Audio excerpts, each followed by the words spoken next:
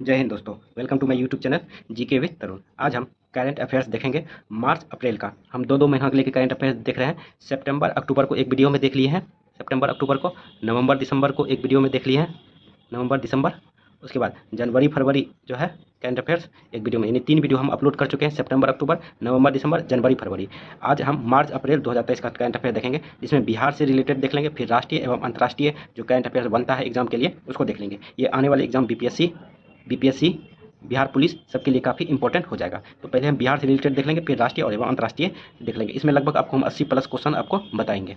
तो आइए वीडियो के साथ पूरे बने रहिएगा। आप यहाँ से कुछ ना कुछ सीख के ही जाइएगा, ये हम गारंटी देते हैं, और फुल एनालिसिस करके आपको बताते हैं ताकि काफ़ी समय तक याद रहे आपको। तो आइए देखते हैं क्वेश्चन नंबर 1। उससे पहले आप लोग से छोटा सा रिक्वेस्ट है कि जो भी न्यू स्टूडेंट इस चैनल के साथ पहली बार जुड़े हैं, चैनल को जरूर सब्सक्राइब कर दें, वीडियो को लाइक कर दें। और ये 3 वीडियो देखना चाहते हैं तो हम इसका प्लेलिस्ट का लिंक हम डिस्क्रिप्शन बॉक्स में दे देंगे, वहाँ से इस वीडियो को देखने के बाद वो वीडियो भी आप देख सकते हैं। आप मेरे टेलीग्राम चैनल से भी जुड़ सकते हैं, टेलीग्राम का लिंक भी डिस्क्रिप्शन बॉक्स में दे देंगे। देखिए क्वेश्चन नंबर 1, बिहार के किस व्यक्ति को स्वच्छ सुजल शक्ति सम्मान 2023 के लिए चयन किया गया? तो ये बबीता गुप्ता को चयन किया गया है। क्यों किया गया है? क्योंकि इसने ऐसे सामान जो वेस्ट हो जाते हैं यानी कचरा हो जाते थे, उस सामान से सजावट की वस्तु बनाई है। इसके लिए स्वच्छ सुजल शक्ति सम्मान 2023 पुरस्कार से सम्मानित किया गया है बबीता गुप्ता को। देखिए यह पुरस्कार जो है अंतर्राष्ट्रीय महिला दिवस जो 8 मार्च को मनाया जाता है, अंतर्राष्ट्रीय महिला दिवस 8 मार्च को, पर केंद्रीय जल शक्ति मंत्रालय द्वारा दिया गया। और राष्ट्रीय महिला दिवस की बात करें तो ये 13 फरवरी को मनाया जाता है। इसे भी ध्यान में रखिएगा।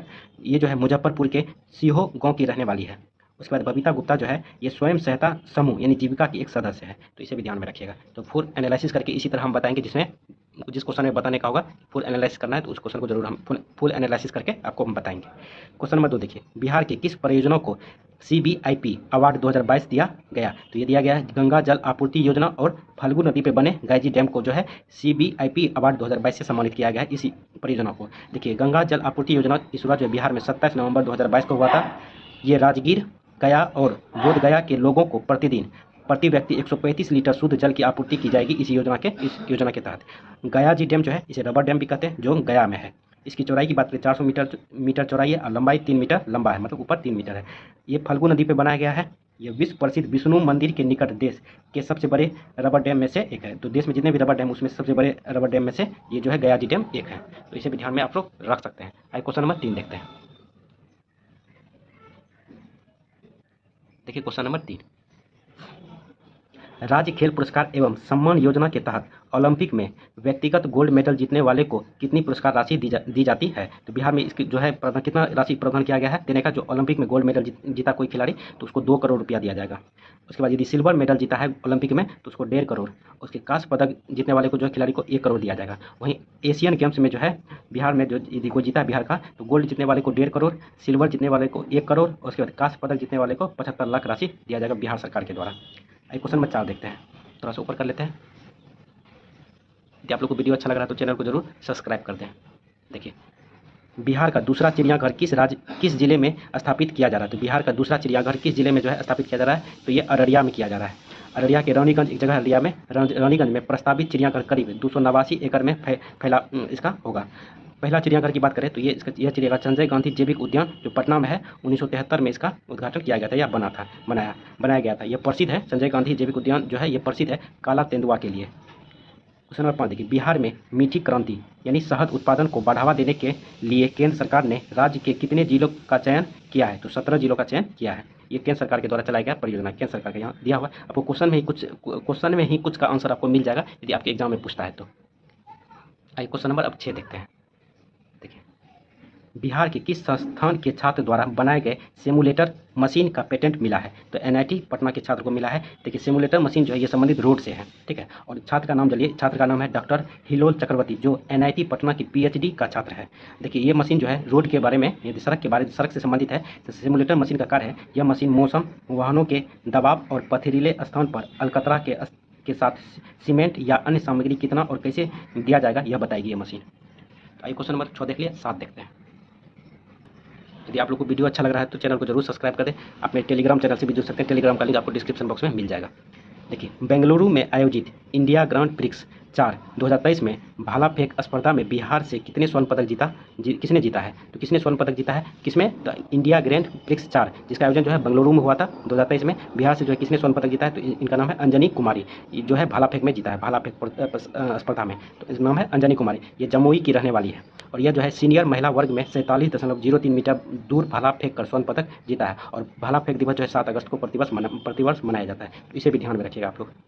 क्वेश्चन नंबर 28 देखिए, केंद्रीय खाद्य प्रसंस्करण उद्योग मंत्री, याद रखिएगा केंद्रीय खाद्य प्रसंस्करण उद्योग मंत्री जो है पशुपति कुमार पारस हैं, ने निफ्टेम NIFTEM के क्षेत्रीय कार्यालय का उद्घाटन बिहार के किस शहर में किया गया? तो यह हाजीपुर में किया गया। निफ्टेम का फुल फॉर्म होता है national institute of food technology internships and management.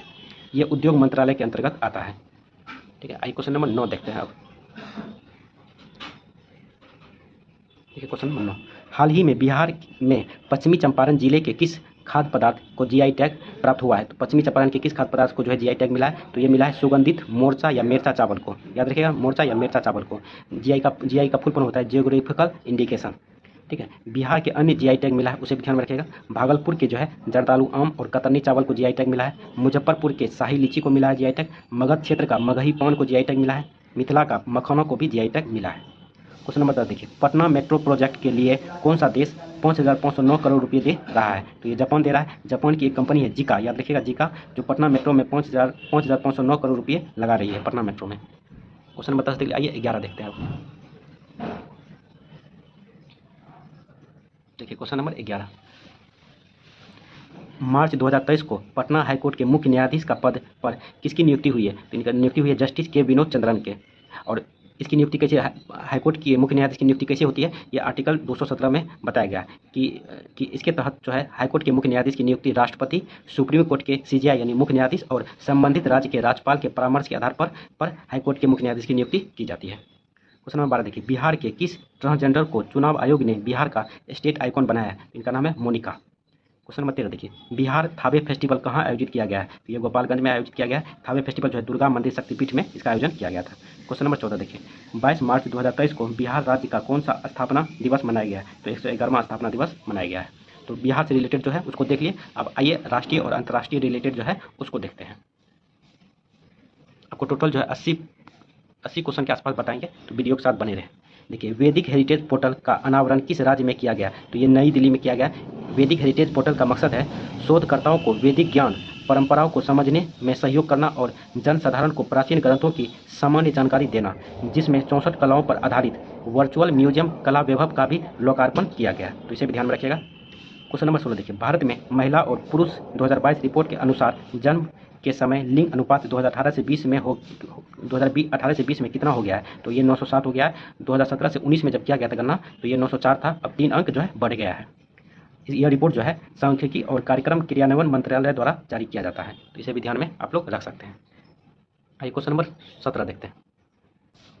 देखिए, मार्च 2023 में केंद्रीय कृषि और किसान कल्याण ने एग्री यूनिफेस्ट का उद्घाटन कहाँ किया गया? तो ये बेंगलुरु में किया गया था। ये जो है यह भारतीय कृषि अनुसंधान परिषद ICAR के सहयोग से बेंगलुरु कृषि विश्वविद्यालय द्वारा आयोजित किया गया था। क्वेश्चन नंबर 18 देखिए, ब्रिक्स न्यू डेवलपमेंट बैंक का नया सदस्य कौन बना गया? तो ब्रिक्स न्यू डेवलपमेंट बैंक पूछा जा रहा है, इसका नया सदस्य जो है मिस्र बना है। ब्रिक्स न्यू डेवलपमेंट बैंक की स्थापना जो है 2014 में हुई थी। इसमें पार्टोलेजा में जो ब्राज़ील में आयोजित छठे ब्रिक्स शिखर सम्मेलन के दौरान मिस्र को सदस्य बनाया गया था ये न्यू डेवलपमेंट बैंक का। ब्रिक्स की बात करें, ब्रिक्स की स्थापना की, इसकी स्थापना 2009 में हुआ था। इसमें वर्तमान में देश हैं, याद रखिएगा, ब्राज़ील, रूस, भारत, चीन और दक्षिण अफ्रीका। दक्षिण अफ्रीका को 2010 में शामिल किया गया था। और 2023 में जो हुआ था ब्रिक्स सम्मेलन, उसमें कुछ देशों को शामिल करने का जो है प्रस्ताव पारित किया गया था, उसको भी देख लेते हैं। देखिए, ब्रिक्स समिट 2023 जो हुआ था 22 से 24 अगस्त 2023 में दक्षिण अफ्रीका के जोहान्सबर्ग में आयोजित किया गया है। इसके विस्तार के लिए, ब्रिक्स का विस्तार के लिए नए देश को शामिल करने का विचार किया गया, जिसमें देश है, कौन कौन सा देश शामिल किया जाएगा? अर्जेंटीना, मिस्र, इथोपिया, ईरान, सऊदी अरब और संयुक्त अरब अमीरात UAE को शामिल करने का एक प्रस्ताव पारित किया जाएगा। और अभी तक शामिल नहीं हो, कुछ फॉर्मेलिटी है, उसको करके इसको शामिल किया जाएगा। जो अभी फिलहाल में जितने देश है 5 देश, उसमें शामिल देश की वैश्विक आबादी का जो है 41% है। जब ये सब देश शामिल हो जाएंगे तो ये बढ़ जाएगा वैश्विक आबादी। वैश्विक सकल घरेलू उत्पाद यानी GDP पूरे विश्व का 24% GDP कंजर्व करता है और वैश्विक व्यापार के 16% का प्रतिनिधित्व करता है। क्वेश्चन नंबर 19 देखिए, वर्ल्ड हैप्पीनेस रिपोर्ट 2023 में भारत की रैंक कितनी है? तो वर्ल्ड हैप्पीनेस रिपोर्ट 2023 का बात कर रहा है, तो भारत की रैंक जो है 126वां रैंक है। बात करें पहला स्थान पे तो फिनलैंड है, सेकेंड स्थान पे डेनमार्क है, तीसरे स्थान पे आइसलैंड है और अंतिम स्थान जो है अफगानिस्तान को मिला है। भारत का औसत जीवन मूल्यांकन का स्कोर जो है 4.036 रहा है, तो इसे भी ध्यान में आप लोग रख सकते हैं। अब क्वेश्चन नंबर 20 देखते हैं। अब यदि आप लोग को वीडियो अच्छा लग रहा है तो चैनल को जरूर सब्सक्राइब कर दें। आइए क्वेश्चन नंबर 20 देखते हैं। देखिए क्वेश्चन नंबर 20, वैश्विक आतंकवाद सूचकांक 2023 में भारत का स्थान या रैंक कितना है? तो 13वां स्थान भारत का रैंक रहा था। अफगानिस्तान लगातार 4 वर्षों से आतंकवाद से सबसे ज़्यादा प्रभावित देश है। क्वेश्चन नंबर 21 देखिए, नेपाल का नया राष्ट्रपति किसे चुना गया है? तो इनका नाम है रामचंद्र पौडेल। क्वेश्चन नंबर 22 देखिए, काफ़ी इंपॉर्टेंट क्वेश्चन है। QS world university ranking Bharat में पहला और विश्व स्तर पर 47वां स्थान किस भारतीय विश्वविद्यालय को मिला है? तो इसे मिला है IIT बम्बई को। जो यूनिवर्सिटी की रैंकिंग जारी करता है, QS जारी करता है। QS एक संस्था है, इसी के द्वारा जो है वर्ल्ड यूनिवर्सिटी रैंकिंग जारी किया जाता है। इसमें जो है भारत का 47वां स्थान जो यूनिवर्सिटी का मिला है वो IIT बम्बई है। और पहला स्थान की बात करें तो हार्वर्ड विश्वविद्यालय USA में है, सबसे बेहतर प्रदर्शन करने वाला संस्थान है, 1 नंबर पे। आइए क्वेश्चन नंबर 23 देखते हैं। देखिए क्वेश्चन नंबर 23, CPD रिपोर्ट 2023 के अनुसार दुनिया का सबसे बड़ा हथियार आयातक देश कौन सा है? तो CPD जो है ये रिपोर्ट जारी करता है कौन दुनिया का सबसे ज़्यादा हथियार खरीदता है, तो इसमें खरीदने में से है जो भारत जो है सबसे बड़ा आयातक देश है हथियार खरीदने में। हालांकि साल 2013 से 17 और 2018 से 22 के बीच भारत की हथियार खरीद में 11% की कमी के बावजूद भारत एक स्थान पर आयातक देश में बना हुआ है। तो 11% की कमी भी हुआ है, फिर भी जो है भारत एक स्थान पर बना हुआ है। पूरे विश्व में हथियार खरीदने में 11% भारत हथियार खरीदता है। पूरे विश्व में जितना हथियार खरीदा जाता है तो 11% जो है सिर्फ भारत ही हथियार खरीदता है। देखिए, और दूसरे स्थान पर बात करें हथियार खरीदने में तो सऊदी अरब है, तीसरे स्थान पर कतर है, चौथे स्थान पर ऑस्ट्रेलिया, पांचवें स्थान पर चीन है। CPD का फुल फॉर्म होता है Stockholm International Peace Research Institute, इसे भी ध्यान में आप लोग रख सकते हैं। क्वेश्चन नंबर 24 देखिए, किस देश ने भारत चीन के बीच की मैकमोहन रेखा को अंतर्राष्ट्रीय सीमा के रूप में मान्यता दिया है? तो ये USA ने, अमेरिका ने दिया है। क्वेश्चन नंबर 25 देखिए, राष्ट्रीय कंपनी कानून न्यायालय यानी NCLT ने किन दो बैंकों के विलय को मंजूरी दी है? तो ये दिया है HDFC लिमिटेड बैंक और HDFC बैंक को जो है दोनों को एक साथ करने की जो है मंजूरी राष्ट्रीय कंपनी कानून न्यायालय ने दिया है, तो इसे ध्यान में रखिएगा। आइए क्वेश्चन नंबर 26 देखते हैं। अब देखिए, मिशन हर पेमेंट डिजिटल का शुभारंभ किस संस्था के द्वारा किया गया है? तो ये RBI के द्वारा किया गया है। कौन सा मिशन? हर पेमेंट डिजिटल जो है RBI के द्वारा किया गया है। इसका मुख्य उद्देश्य है कि डिजिटल पेमेंट अपनाओ औरों को भी सिखाओ। RBI ने आज़ादी के 75 वर्ष पूरे होने के उपलक्ष्य में 75 डिजिटल गाँव कार्यक्रम शुरू किया गया है, इसी के हर पेमेंट डिजिटल कार्यक्रम के तहत ही। क्वेश्चन नंबर 27 देखिए, भारत का पहला म्यूनिसिपल बॉन्ड इंडेक्स किस संस्था ने लॉन्च किया है? तो कौन सा बॉन्ड? Municipal bond index. तो ये क्या है? नेशनल स्टॉक एक्सचेंज की सहायक कंपनी NSE इंडेक्स लिमिटेड ने। ठीक है, तो इसको आज थोड़ा सा विस्तार से जानते हैं क्योंकि ये थोड़ा सा जो है इससे क्वेश्चन यदि बनता है तो आप इसे बता पाइएगा। देखिए, म्यूनिसिपल बॉन्ड इंडेक्स का नाम है Nifty India municipal bond index रखा गया है। तो ये म्यूनिसिपल बॉन्ड इंडेक्स का नाम जो है Nifty India municipal bond index रखा गया है। नेशनल स्टॉक एक्सचेंज भारत का सबसे बड़ा और विश्व का तीसरा सबसे बड़ा अग्रणी स्टॉक एक्सचेंज है और इसका कार्यालय जो है मुंबई में है। इसकी स्थापना जो है 1992 ईस्वी में किया गया था। कौन सा? नेशनल स्टॉक एक्सचेंज का। क्वेश्चन नंबर 28 देखिए, भारत सरकार द्वारा लेखा महानियंत्रक यानी CGA के रूप में किसे नियुक्त किया गया है? तो CGA के रूप में जो है SS दुबे को नियुक्त किया गया है। ये 28वां CGA है। क्वेश्चन नंबर 29 देखिए, मार्च 2023 को साझा बौद्ध विरासत पर एक अंतर्राष्ट्रीय सम्मेलन कहाँ आयोजित किया गया? तो ये नई दिल्ली में आयोजित किया गया है। क्वेश्चन नंबर 30 देखिए, प्रेसिडेंट्स कलर से किस भारतीय नौसेना के प्रशिक्षण प्रतिष्ठान को सम्मानित किया गया है? तो ये INS द्रोणाचार्य को सम्मानित किया गया है। ये केरल में जो है केरल के कोची में अपना कार्य कर रहे हैं। क्वेश्चन नंबर 31 देखते हैं। अब यदि आप लोग को वीडियो अच्छा लग रहा है तो चैनल को जरूर आप लोग सब्सक्राइब कर दें। क्वेश्चन नंबर 31 देखते हैं। इसरो ने अपने किस नाम के सबसे पुराने मौसम उपग्रह को प्रशांत महासागर में गिराया है? तो इसका नाम है मेगाट्रॉपिक्स। मेगाट्रॉपिक्स जो है ये 12 साल पुराना जो है उपग्रह था। 2011 में ही इसे छोड़ा गया था और ये जो है इसरो और CNES मतलब एक संस्था, अंतरिक्ष संस्था, दोनों ने मिलकर ये उपग्रह बनाया था और CNES जो है फ्रांस की अंतरिक्ष एजेंसी है। तो इसे भी ध्यान में रखिएगा के साथ मिलकर प्रक्षेपित किया गया था 2011 में और यह उष्णकटिबंधीय मौसम और जलवायु अध्ययन के लिए उपयोग में लाया जाता था। और उष्णकटिबंधीय जो है किस क्षेत्र को कहते हैं इसको थोड़ा समझ लीजिए। देखिए, जब आप मैप देखिएगा तो एक बीच लाइन खींचा हुआ है तो उसको विषुवत रेखा कहते हैं। विषुवत रेखा से ऊपर 23.5 डिग्री इसको कर्क रेखा कहते हैं और विषुवत रेखा से नीचे 23.5 डिग्री जो है इसको मकर रेखा कहते हैं। और इसके बीच के जो है जलवायु का या मौसम के बारे में जानकारी करने के लिए जो है मेगाट्रॉपिक्स उपग्रह को छोड़ा गया था, जो इसरो और CNSE फ्रांस की अंतरिक्ष एजेंसी है, दोनों मिलकर किया था और 2011 में ही किया था और इसको अभी प्रशांत महासागर में गिरा दिया गया है। तो इसे भी ध्यान में आप लोग रख सकते हैं। क्वेश्चन नंबर 32 देखते हैं।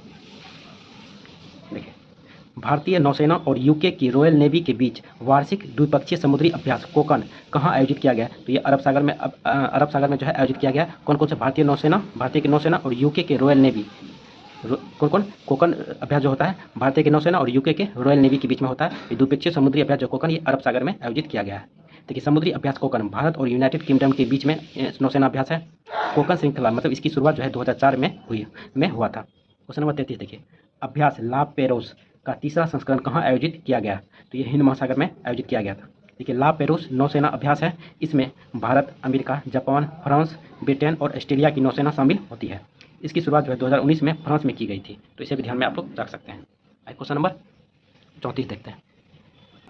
देखिए, क्वेश्चन नंबर 34, अभ्यास बोल्ड कुरुक्षेत्र किन देशों के बीच किया जाता है? तो कौन सा अभ्यास? बोल्ड कुरुक्षेत्र जो किन देशों के बीच यह अभ्यास किया जाता है? तो सिंगापुर और भारत के बीच में ये जो है अभ्यास किया जाता है। इसका 13वां संस्करण 2023 में जोधपुर सैन्य स्टेशन पर किया गया था, तो इसे ध्यान में रखिएगा। क्वेश्चन नंबर 35 देखिए, उपराष्ट्रपति जगदीप धनखड़ द्वारा किनके द्वारा लिखित मुंडका उपनिषद द ब्रिज टू स्मॉर्टलिटी पुस्तक का विमोचन किया गया? तो किसके द्वारा लिखा गया? तो ये पूर्व सांसद डॉक्टर कर्ण सिंह के द्वारा लिखा गया है। डॉक्टर कर्ण सिंह जो है ये बनारस हिंदू विश्वविद्यालय और जम्मू कश्मीर विश्वविद्यालय के कुलाधिपति रह चुके हैं, तो इसे भी ध्यान में रखिएगा आप लोग। आइए क्वेश्चन नंबर 36 देखते हैं। देखिए, Vipin the man behind the uniform पुस्तक के लेखक कौन है? तो कौन सा पुस्तक है? Vipin the man behind the uniform. इस पुस्तक के लेखक जो है बिष्ट रावत, इसकी रचना जो है बिष्ट रावत ने किया था। ये जो है भारत के पहले बिपिन रावत जो थे भारत के पहले सीरियस जनरल बिपिन रावत पर संबंधित है, और वर्तमान में जो है सीरियस ये अनिल चौहान है, तो इसे भी ध्यान में रख सकते हैं। क्वेश्चन आया इससे रिलेटेड। तो क्वेश्चन नंबर 37 देखिए, हाल ही में टाइम्स पत्रिका ने 2023 की विश्व के महानतम स्थानों की सूची में किन दो भारतीय स्थानों को शामिल किया गया? तो ये मयूरगंज और लद्दाख को शामिल किया गया। मयूरगंज जो है असम में है और लद्दाख में ही है, ये है। तो इसमें लद्दाख को जो है 31वां स्थान मिला है और मयूरगंज को जो है 32वां स्थान मिला है। देखिए, मयूरगंज उड़ीसा में दुर्लभ बाघों के लिए प्रसिद्ध है। उसके लद्दाख को इसलिए शामिल किया गया है क्योंकि इसमें यहाँ प्राचीन मंदिरों और रोमांच और खाने के जो पदार्थ होते हैं उसके लिए जो है इसको शामिल किया गया है। इस सूची में जो है पहला स्थान जिसको मिला है कौन सा? टाइम्स पत्रिका में, ठीक है। पहला स्थान तम्पा को मिला जो यूएसए में है, दूसरा स्थान विलमेट वैली को मिला जो यूएसए में है, तीसरा स्थान जो है रियो ग्रांडे को मिला जो उत्तरी अमेरिका में स्थित है, तो इसे भी ध्यान में रख सकते हैं। आइए क्वेश्चन नंबर 38 देखते हैं। क्वेश्चन नंबर 38, भारतीय पुरातत्व सर्वेक्षण ने उड़ीसा के पुरी में स्थित जगन्नाथ मंदिर के पास एक 1300 साल पुराने बौद्ध स्तूप की खोज की है। इस स्थल का नाम क्या है? तो इस स्थल का नाम जो यहाँ से खोजी गई है बौद्ध स्तूप, तो ये इसका नाम है प्रभादी स्थल, ठीक है। तो पहले जान लीजिए उड़ीसा में है जगन्नाथ मंदिर, जगन्नाथपुरी, ठीक है। और जो खोजा गया है किसके द्वारा? भारतीय पुरातत्व सर्वेक्षण के द्वारा 1300 साल पुराने बौद्ध स्तूप खोजा गया। जहाँ से खोजा गया उस स्थल का नाम है प्रभादी स्थल। इस जो स्तूप खोजा गया है बौद्ध स्तूप, इसकी ऊंचाई की बात करें तो 4.5 मीटर ऊंचा है।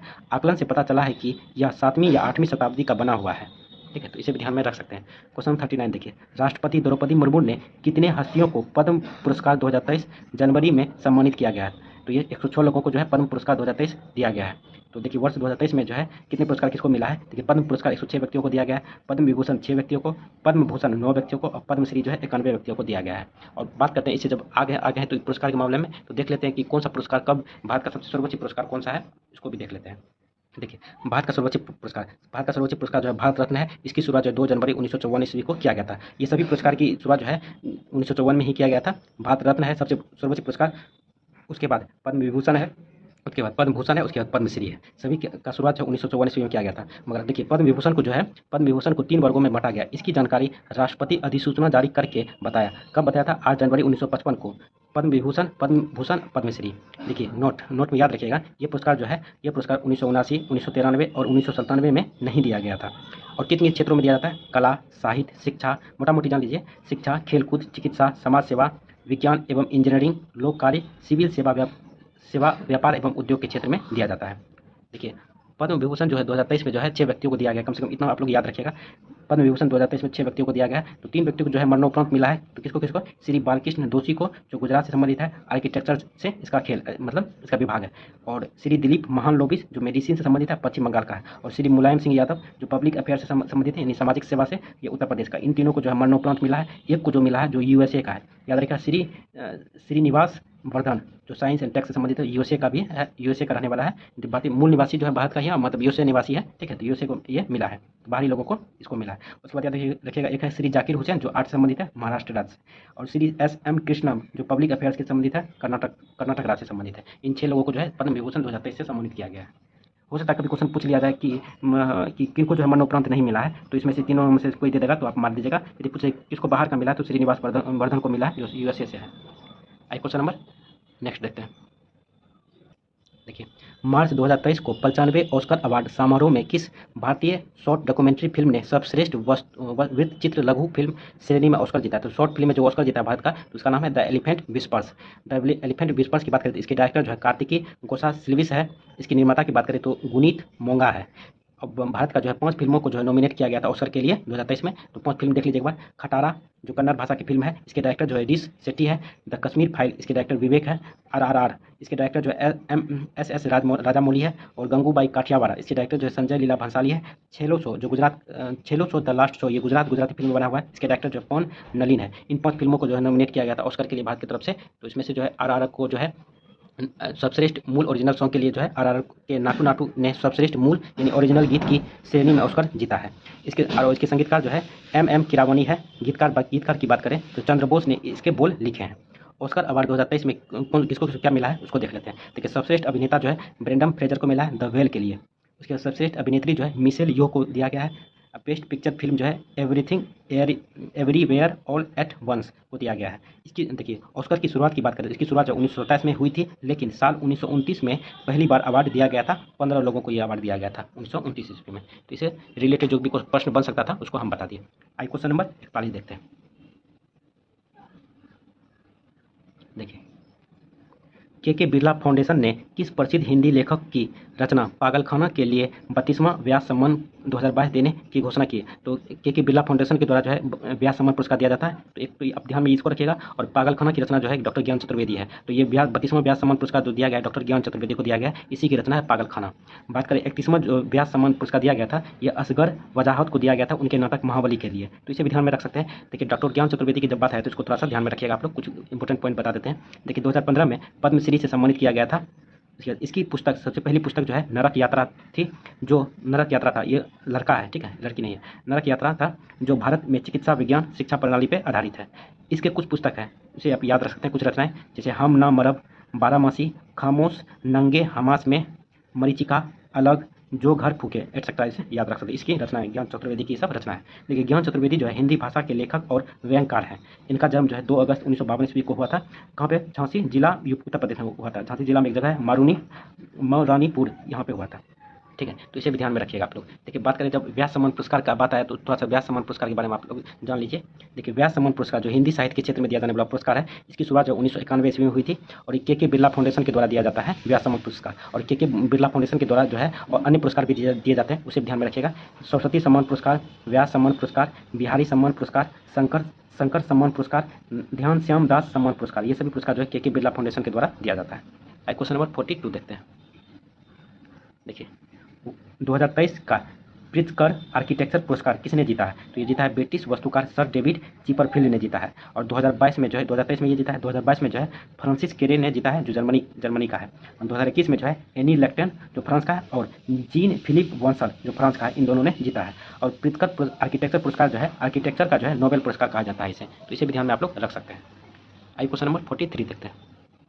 यदि आप लोग को वीडियो अच्छा लग रहा है तो चैनल को जरूर सब्सक्राइब कर दें। देखिए, 2022 के लिए प्रतिष्ठित सरस्वती सम्मान किस प्रसिद्ध लेखक को दिया गया है? तो यह तमिल लेखक शिव शंकरी को दिया गया है 2022 में। यह पुरस्कार जो है सूर्यवंशम पुस्तक के लिए दिया गया था। सरस्वती सम्मान पुरस्कार की शुरुआत जो 1991 ईस्वी में आरंभ हुई थी। और फर्स्ट में जो दिया गया था पहला सरस्वती सम्मान पुरस्कार पाने वाला डॉक्टर हरिवंश राय बच्चन थे। क्वेश्चन नंबर 44 देखिए, कतर के दोहा में आयोजित एशियाई बिलियर्ड्स चैंपियनशिप का खिताब किस खिलाड़ी ने जीता है? तो ये पंकज अडवाणी ने जीता है। किससे रिलेटेड है? तो बिलियर्ड्स से, ठीक है। तो क्वेश्चन नंबर 45 देखते हैं। देखिए, वंदे भारत एक्सप्रेस का संचालन करने वाली एशिया की पहली महिला लोको पायलट कौन बन गई है? तो इसका नाम है सुरेखा यादव। क्वेश्चन नंबर 46 देखिए, वर्ष 2023 में क्रिकेट का ईरानी कप किसने जीता है? तो शेष भारत ने जीता है मध्य प्रदेश को हरा के। देखिए, ईरानी कप जो है कैसे होता है, जो रणजी टीम के विजेता होते हैं उसके साथ खेला जाता है। बाकी जो टीम होते हैं, जो विजेता रहते हैं, जो हारे हुए टीम रहते हैं, उन्हीं सबसे मिला के खिलाड़ी को 11 खिलाड़ी सेलेक्ट किए जाते हैं और उसको शेष भारत नाम दिया जाता है। ठीक है, तो जो 2023 में जो है रणजी ट्रॉफी मध्य प्रदेश जीता था, तो मध्य प्रदेश और शेष भारत के खिलाफ हुआ था, तो शेष भारत ने यह ट्रॉफी ईरानी कप जीता था। तो वही दिया गया है। रणजी का विजेता 2023 मध्य प्रदेश रहा था और शेष रणजी के सभी प्लेयर मिलाकर टीम बनाया जाता है। शेष भारत की टीम ने 25वीं बार ईरानी कप जीता है और पहली बार ईरानी कप जो है साल 1960 में खेला गया था। क्वेश्चन नंबर 47 देखिए, महिला टी20 वर्ल्ड कप 2023 का खिताब किस देश ने जीता है? तो महिला टी20 वर्ल्ड कप 2023 का खिताब जो ऑस्ट्रेलिया ने जीता था, दक्षिण अफ्रीका को हरा के। ऑस्ट्रेलिया ने टोटल 6 बार टी20 वर्ल्ड कप जीता है और टी20 वर्ल्ड कप 2023 का आयोजन जो है दक्षिण अफ्रीका में हुआ था। इसे भी ध्यान में आप लोग रख सकते हैं। क्वेश्चन नंबर 47 देखते हैं। आपको टोटल जो है 80 के आसपास क्वेश्चन बताएंगे, तो वीडियो के साथ बने रहें। देखिए, स्टैच्यू ऑफ नॉलेज संबंधित है, तो स्टैच्यू ऑफ नॉलेज जो है बाबा साहेब भीमराव अम्बेडकर की प्रतिमा है। तो स्टैच्यू ऑफ नॉलेज ये जो है महाराष्ट्र के लातूर जिले में 70 फीट की प्रतिमा, ऊंची प्रतिमा बनाई गई है। क्वेश्चन नंबर 49 देखिए, स्वास्थ्य का अधिकार बिल पास करने वाला भारत का पहला राज्य कौन बन गया है? तो ये राजस्थान बना है।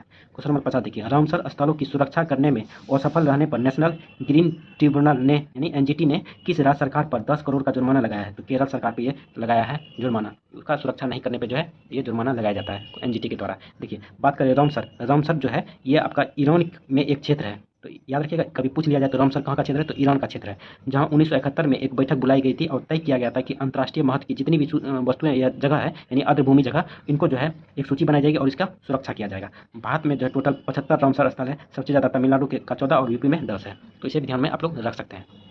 क्वेश्चन नंबर 51 देखते हैं, भारत की पहली मेथनॉल से चलने वाली बसों का कहाँ अनावरण किया गया? तो ये बेंगलोर में किया गया। क्वेश्चन नंबर 52 देखिए, प्रधानमंत्री ने विश्व के सबसे लंबे प्लेटफॉर्म का किस जगह पर इसका उद्घाटन किया है? तो इस प्लेटफॉर्म का नाम है, याद रखिएगा, श्री सिद्धारूढ़ा रेलवे स्टेशन। ये कर्नाटक के हुबली में है। इसकी लंबाई जो है 1.5 किलोमीटर है। क्वेश्चन नंबर 53 देखिए, नदी के अंदर चलने वाली भारत की प्रथम मेट्रो कौन बनी है? तो ये कलकत्ता मेट्रो बनी है। यह हुगली नदी में 17 से 33 मीटर नीचे चलेगी। तो इसे भी ध्यान में आप लोग रख सकते हैं। क्वेश्चन नंबर 54 देखते हैं।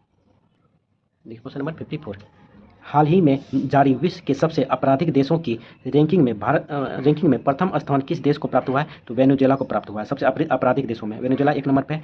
2 नंबर पे जो पपुआ न्यू गिनी, जहाँ की यात्रा प्रधानमंत्री नरेंद्र मोदी ने किया था। तो तीसरे स्थान पे जो है दक्षिण अफ्रीका रहा है। 55वें स्थान पे जो है अमेरिका रहा है। 65वें स्थान पे जो ब्रिटेन रहा है और भारत का स्थान जो है 77वां है इसमें। क्वेश्चन नंबर 55 देखिए, राज्य ऊर्जा दक्षता सूचकांक 2021-22 में कितने राज्य सबसे आगे की श्रेणी में है? तो 5 राज्य जो है सबसे आगे श्रेणी में रहे हैं। देखिए, ऊर्जा दक्षता सूचकांक ऊर्जा के मामले में एक अच्छी स्थिति जिस राज्य की है वो दर्शाता है और 5 राज्य को जो है 60 अंक से अधिक प्राप्त हुए हैं। कौन कौन से राज्य हैं? आंध्र प्रदेश, कर्नाटक, केरल, राजस्थान और तेलंगाना। और 50 से 60 अंक प्राप्त हुए हैं। इसमें चार राज्य हैं, असम, हरियाणा, महाराष्ट्र, पंजाब। और ऊर्जा दक्षता ब्यूरो यानी बीई की स्थापना जो है ऊर्जा दक्षता सूचकांक की स्थापना जो है 1 मार्च 2022 को किया गया था। तो इससे रिलेटेड जो भी क्वेश्चन बन सकता था आपको हम बता दिए। क्वेश्चन नंबर 56 देखते हैं। देखिए, 20 अप्रैल 2023 को प्रधानमंत्री नरेंद्र मोदी ने पहले वैश्विक बौद्ध शिखर सम्मेलन का उद्घाटन कहाँ किया है? तो ये नई दिल्ली में किया गया था।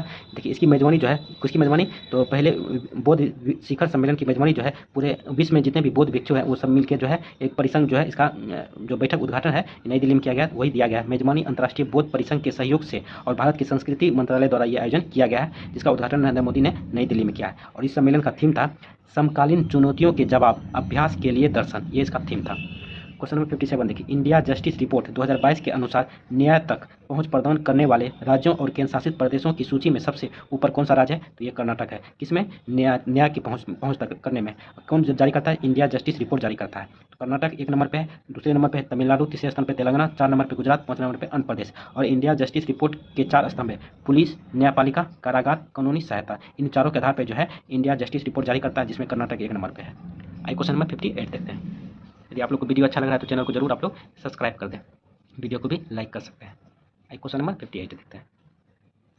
उत्तरी अटलांटिक संधि संगठन नाटो का 31वां सदस्य कौन सा देश बन गया है? तो ये फिनलैंड बना है। बात करें नाटो की स्थापना की, इसकी स्थापना 4 अप्रैल 1949 को किया गया था। ये जो है रशिया का जो प्रभाव बढ़ रहा था उसको कम करने के लिए नाटो की स्थापना किया गया था। इसका मुख्यालय बात करें तो इसका मुख्यालय ब्रुसेल्स है, जो बेल्जियम में पड़ता है। क्वेश्चन नंबर 59 देखिए, उत्तर प्रदेश में गंभीर रूप से लुप्तप्राय एशियाई गिद्ध के लिए एक अत्याधुनिक जटायु संरक्षण और प्रजनन केंद्र यानी JCBC कहाँ स्थापित किया जा रहा है? तो ये महाराजगंज में किया जा रहा है। क्वेश्चन नंबर 60 देखिए, ग्रामीण विकास मंत्री कौन है? तो गिरिराज सिंह है, ने संगठन से समृद्धि योजना की शुरुआत की। इस योजना का क्या मकसद है? इस योजना का मकसद है ग्रामीण महिलाओं को स्वयं सहायता समूह से जोड़ना। ठीक है, तो आइए इसको थोड़ा सा जान लेते हैं विस्तार से। थोड़ा सा ऊपर कर लेते। यदि आप लोग को वीडियो अच्छा लग रहा है तो चैनल को आप लोग जरूर सब्सक्राइब कर दें। इसका प्रमुख लक्ष्य है 10 करोड़ महिलाओं को स्वयं सहायता समूह से जोड़ना एवं प्रत्येक महिला की आय 1 लाख रुपये प्रति वर्ष करने का लक्ष्य रखा गया है। क्वेश्चन नंबर 61 देखिए, मलेरिया उन्मूलन पर एशिया प्रशांत नेताओं के सम्मेलन कहाँ आयोजित किया गया है? तो ये नई दिल्ली में आयोजित किया गया है। इसमें एक डाटा जारी किया है, जिसमें डाटा 2015 से 2022 तक का डाटा जारी किया गया है। इन सब ने इसमें देखा गया है कि मलेरिया के मामलों में 85.1% और मौतों में 83.6% की गिरावट देखी गई। क्वेश्चन नंबर 62 देखते हैं। देखिए क्वेश्चन नंबर 62, G7 की ऊर्जा और पर्यावरण मंत्रियों की बैठक कहाँ आयोजित की गई? तो कौन सा ऊर्जा और पर्यावरण मंत्रियों की बैठक जो है जापान में आयोजित की गई। इसमें निर्णय लिया गया है कि कार्बन डाइऑक्साइड का स्तर 2035 तक आधा करने की सहमति बनी है। क्वेश्चन नंबर 63 देखिए, अभ्यास एक्स कवच कहाँ आयोजित किया गया? तो ये अंडमान और निकोबार द्वीप समूह में आयोजित किया गया है। एक्स कवच में जो भारत के थल सेना, ये भारत का ही ये अभ्यास है, जिसमें थल सेना, नौसेना, वायुसेना और तटरक्षक बलों के द्वारा संयुक्त अभ्यास है ये। तो इसे भी ध्यान में आप लोग रख सकते हैं। कहीं ये कहीं मिलता है, ज़्यादातर इसको स्किप करके आदमी चलता है, तो इसको हम अच्छे से हम बता दिए। क्वेश्चन नंबर 64 देखते हैं। देखिए क्वेश्चन नंबर 64, सचिन 50 सेलिब्रेटिंग ए मेस्ट्रो पुस्तक के लेखक कौन है? तो इस पुस्तक के लेखक जो है बुढ़िया मजूमदार हैं। सचिन के 50वें जन्मदिवस पर 24 अप्रैल 2023 को यह प्रकाशित किया गया था और सचिन का जन्मदिन जो 24 अप्रैल को मनाया जाता है, तो इसे भी ध्यान में रख सकते हैं। क्वेश्चन नंबर 65 देखिए, राष्ट्रीय डायरी संस्थान जो करनाल में है ने गाय के देसी नस्ल का क्लोन तैयार किया, इसका नाम क्या रखा गया है? तो इसका नाम गंगा रखा गया है। क्वेश्चन नंबर 66 देखिए, सौर ऊर्जा संचालित पर्यटक जहाज को क्या नाम दिया गया? तो सौर ऊर्जा संचालित पर्यटक जहाज है, तो उसका नाम दिया गया है सूर्य मसू, जो केरल राज्य में यह पर्यटक जहाज चलता है। क्वेश्चन नंबर 67 देखिए, काफी अच्छा क्वेश्चन है। संघाई सहयोग संगठन देशों का मिलेट्स ऑफ फूड फेस्टिवल कहाँ आयोजित किया गया? तो ये मुंबई में आयोजित किया गया। बात करें संघाई सहयोग संगठन की स्थापना की, इसकी स्थापना 2001 ईस्वी में किया गया था। इसका मुख्यालय बीजिंग है। इसमें टोटल जो 9 देश हैं, कौन सा? कजाकिस्तान, चीन, किर्गिस्तान, रूस, Tajikistan, Uzbekistan, Bharat, Pakistan, Iran, ठीक है। और ईरान को जो है 2023 में शामिल किया गया था इसमें। क्वेश्चन नंबर 68 देखिए, गर्मियों में पानी की समस्या से निपटने के लिए जल बजट जारी करने वाला राज्य कौन है? तो केरल राज्य है ये। क्वेश्चन नंबर 69 देखते हैं। देखिए, मिलेट्स महोत्सव कहाँ आयोजित किया गया? तो मिलेट महोत्सव जो है ये जोधपुर में आयोजित किया गया। इसका मकसद था बाजरा उत्पादन को बढ़ावा देना। बात करें संयुक्त राष्ट्र संघ यानी यूएनओ ने 2023 को अंतर्राष्ट्रीय बाजरा वर्ष मनाने की घोषणा की है। तो ये क्वेश्चन आपका आया हुआ था, बीपीएससी का जो टीचर वाला एग्जाम हुआ था, ये क्वेश्चन आपके एग्जाम में आया हुआ था। क्वेश्चन नंबर 70 देखते हैं। आपको टोटल हम बताए हुए थे 80 क्वेश्चन के आसपास बताएंगे, तो आप वीडियो के साथ बने रहें। देखिए, किस राज्य के विधानसभा चुनाव में वोट फ्रॉम होम की सुविधा मुहैया कराया गया? तो वोट फ्रॉम होम की सुविधा मुहैया कराई गई कर्नाटक चुनाव में। इसका मकसद था जो अक्षम लोग हैं उसको मतदाताओं को वोट देने की सुविधा प्रदान की गई। क्वेश्चन नंबर 71 देखिए, प्रधानमंत्री नरेंद्र मोदी कहाँ पर भारत का पहला डिजिटल साइंस पार्क का शिलान्यास किया गया? तो ये केरल में किया गया है। क्वेश्चन नंबर 72 देखिए, एप्पल फोन निर्माताओं ने भारत में अपना पहला रिटेल स्टोर कहाँ पर स्थापित किया है? तो ये मुंबई में किया गया है। क्वेश्चन नंबर 73 देखिए, विदेश मंत्री एस जयशंकर, पहले से याद रखिएगा विदेश मंत्री जो है एस जयशंकर है, ने भारत द्वारा बूजी ब्रिज का उद्घाटन किस देश में किया गया? तो ये मोजाम्बिक में किया गया। मोजाम्बिक की राजधानी जो है मापुतो है। इसको इंपॉर्टेंट क्वेश्चन लेके चलिएगा इस क्वेश्चन को। क्वेश्चन नंबर 74 देखते हैं। देखिए, हाल ही में PERT ने पहल को किस वैश्विक संस्था ने शुरू किया है? तो ये PERT पहल जो शुरू किया ये WHO ने शुरू किया है। इसका मकसद है PERT पहल शुरू करने का मकसद है भविष्य में कोविड जैसी महामारी से निपटने के लिए रणनीति बनाना। तो बात करें WHO आ गया, तो इसका बात करें तो WHO का फुल फॉर्म होता है वर्ल्ड हेल्थ ऑर्गेनाइजेशन। इसकी स्थापना जो है 7 अप्रैल 1948 ईस्वी को किया गया था। बात करें मुख्यालय की, इसका मुख्यालय जेनेवा स्विट्जरलैंड में है। क्वेश्चन नंबर 75 देखते हैं। भारत का पहला 3D प्रिंटेड डाकघर कहाँ स्थापित किया गया है? तो ये बेंगलोर में स्थापित किया गया है। इसका मकसद है भवन निर्माण लागत और समय की बचत करना। क्वेश्चन नंबर 76 देखिए, किस राज्य ने ट्रांसजेंडरों को OBC समुदाय में शामिल किया गया है? तो ये मध्य प्रदेश ने शामिल किया और ट्रांसजेंडर को OBC में। क्वेश्चन नंबर 77 देखते हैं। देखिए, किस शास्त्रीय नृत्य के 11,000 से अधिक कलाकारों ने नृत्य कर Guinness book of world record में नाम दर्ज करवाया है? तो ये बिहू नृत्य ने करवाया है, जिसमें 11,000 से अधिक कलाकारों ने नृत्य करके जो Guinness book of world record में ये शामिल हुई है। बिहू नृत्य जो है असम में होता है। असम में एक और नृत्य होता है शास्त्रीय नृत्य, इसे भी ध्यान में रखिएगा। कुछ नृत्य के बारे में याद रखिएगा कहाँ होता है, जैसे भरतनाट्यम तमिलनाडु में होता है, कथकली केरल में, मणिपुरी मणिपुर में, ओडिसी उड़ीसा में, कुचिपुड़ी आंध्र प्रदेश में, मोहिनीअट्टम केरल में, कथक यूपी में होता है। और बिहार में कौन सा होता है आप लोग कमेंट करके जरूर बताइएगा। क्वेश्चन नंबर 78 देखते हैं। राष्ट्रपति द्रौपदी मुर्मू ने किस स्थान पर गज उत्सव 2023 का उद्घाटन किया? तो ये काजीरंगा राष्ट्रीय उद्यान में किया है। क्वेश्चन नंबर 79 देखते हैं। लास्ट क्वेश्चन देखने से पहले आप लोग से एक छोटा सा रिक्वेस्ट है, यदि आप पूरा वीडियो देख लिए हैं तो चैनल को जरूर सब्सक्राइब कर दें, वीडियो को भी लाइक कर दें। इससे पहले भी जो 2 महीना का हम अपलोड किए हैं, यदि आपको देखना चाहते हैं तो डिस्क्रिप्शन में प्लेलिस्ट का लिंक दिया हुआ, वहाँ से आप देख सकते हैं। और कमेंट जरूर करिए कैसा लगा आपको ये वीडियो। देखो क्वेश्चन नंबर 79, चंद्रमा पर जाने वाली पहली महिला कौन बनेगी? तो चंद्रमा पर जाने वाली पहली महिला जो है कृष्णा कोचव है। ये जो है नासा का आर्टिमिस मिशन 2 मिशन चंद्र मिशन के द्वारा 4 सदस्यों को चंद्रमा पर भेजा जाएगा। और एक याद रखिएगा, विक्टर ग्लोवर जो काफ़ी कंट्रोवर्सी में रहा था, ये पहले अश्वेत व्यक्ति भी जो है ये मिशन के साथ जाएगा। तो ये काफ़ी कंट्रोवर्सी में रहा था, तो इसे याद रखिएगा आप लोग। तो चलिए कैसा लगा वीडियो कमेंट करके आप लोग जरूर बताएं। चैनल को अभी तक सब्सक्राइब नहीं किया तो चैनल को जरूर सब्सक्राइब करके वीडियो को लाइक कर दें। आप मेरे टेलीग्राम चैनल से भी जुड़ सकते हैं, टेलीग्राम का लिंक डिस्क्रिप्शन बॉक्स में दिया हुआ है। इससे पहले भी 2 महीना का हम अपलोड किया है, यदि आप वो देखना चाहते हैं तो आप मैं डिस्क्रिप्शन में उसका प्लेलिस्ट का लिंक दिया हुआ है, उसे देख सकते हैं। चलिए।